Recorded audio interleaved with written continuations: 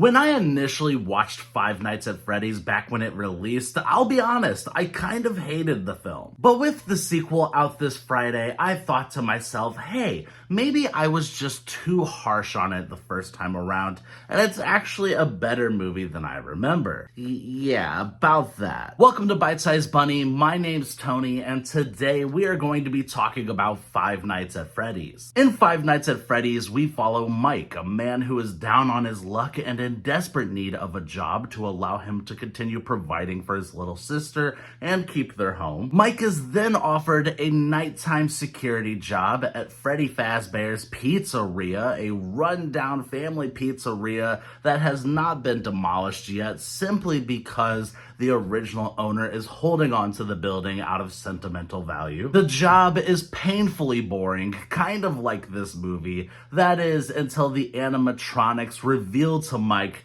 that they are alive and have sinister intentions. Unfortunately, the movie itself is still boring though. The narrative here is sloppy. It's a simple premise that should be really easy to get engrossed in. But there's so much surrounding that core narrative that bogs down the entire experience. This should have been an hour and 20 minutes tops, and instead it's pushing almost 2 hours in length. And we get tedious subplots, like one that features Mike's aunt, who is basically this dollar store Cruella de Vil-like antagonist that is trying to gain custody of Mike's little sister so she can reap the monthly monetary benefits from the government. And another subplot where Mike is trying to learn how to master navigating his dreams by forcing himself to relive the trauma of losing his younger brother to kidnappers in hopes that one night he will be able to pinpoint the men that were responsible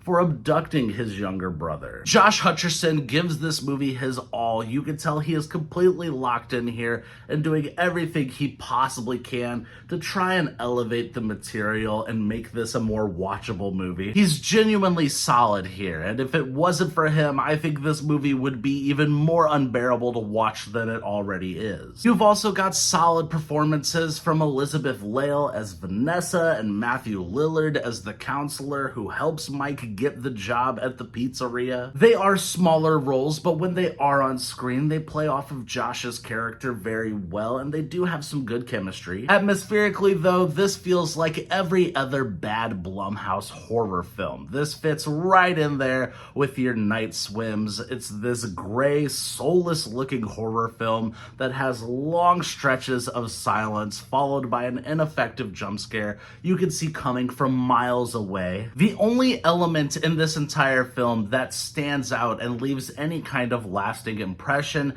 is the craftsmanship and effort put into the animatronics and the pizzeria itself. But anytime you're outside of that location or not dealing with those characters, it goes right back to feeling like the most mundane horror movie you could possibly imagine. This film is just one big slog to get through. Though I will say, I really do hope they manage to deliver a sequel that is a vast improvement upon what we got here. I do think there is potential with this IP. I just don't think this movie lives up to that potential, and that's why I'm going to be giving Five Nights at Freddy's a 3.5 out of 10. Thank you guys for watching. I hope you enjoyed this review. Like, subscribe, and all that YouTube stuff. And what is your least favorite video game movie? I'd love to know.